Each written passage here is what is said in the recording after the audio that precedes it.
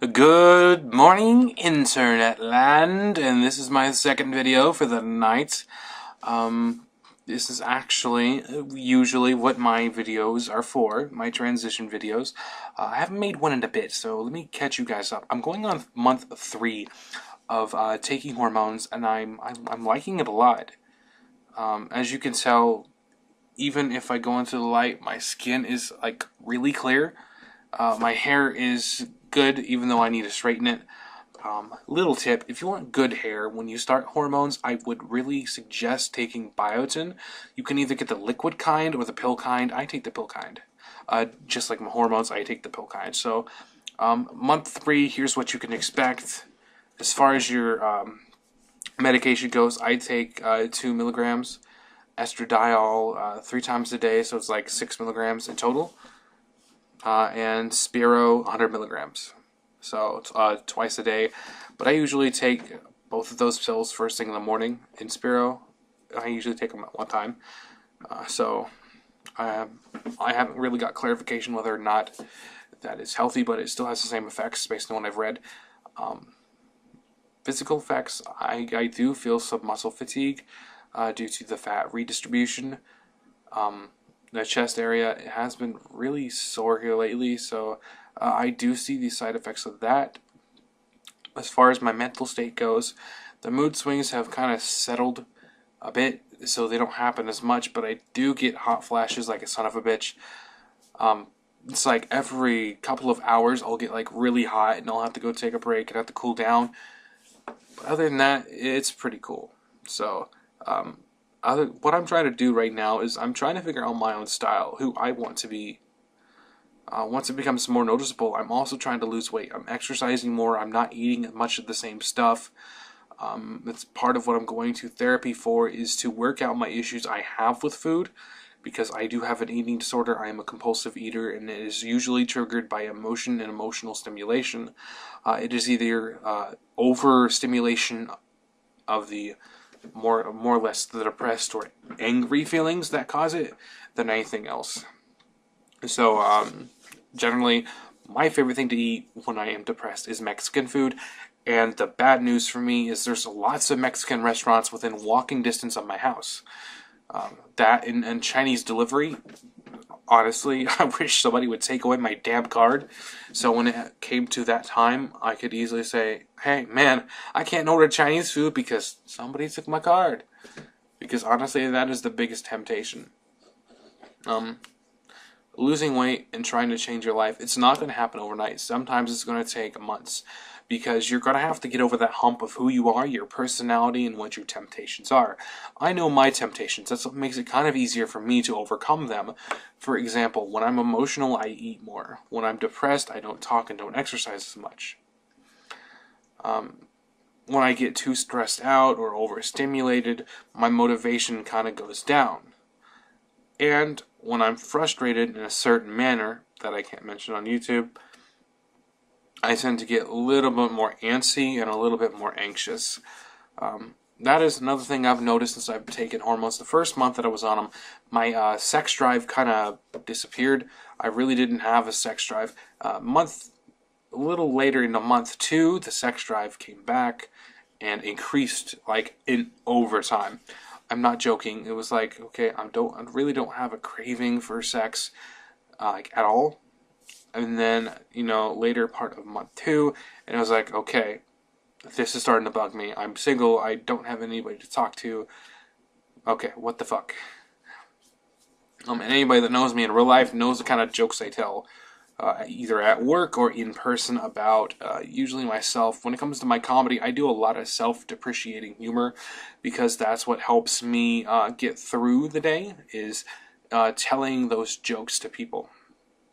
Telling those jokes about myself, because that's what works for me. Now, I have been told telling jokes about myself is not something really healthy, but in my defense, when something I'm working on, it's one of the only ways I can process some of the things that I feel are wrong with my life. Let me talk about some of the things that many people in my situation can face or can experience. A lot of the times when you say you're transgender and you are a victim of some sort of assault, sexual harassment, rape, molestation. When you're a victim of that sort of thing, people will want to associate what happened to you with why you are the way you are.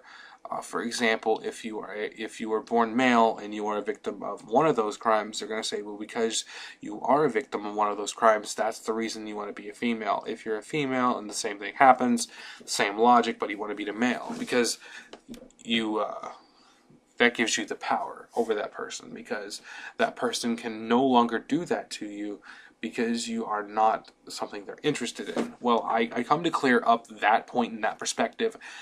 It's not true.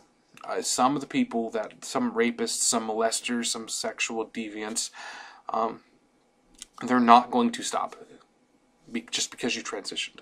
So for many of us, that's not why we're transitioning. A lot of it is because it's what's going to make us happy. There's a lot of it's mental, because we grew up, we have this feeling that we're not right, that there's something missing, something wrong, and growing up as a little kid, that feeling that something's wrong is a major factor in how we socialize, how we get along with the world, and how we make friends. For example, I really didn't make any male friends growing up because I really didn't connect with male people.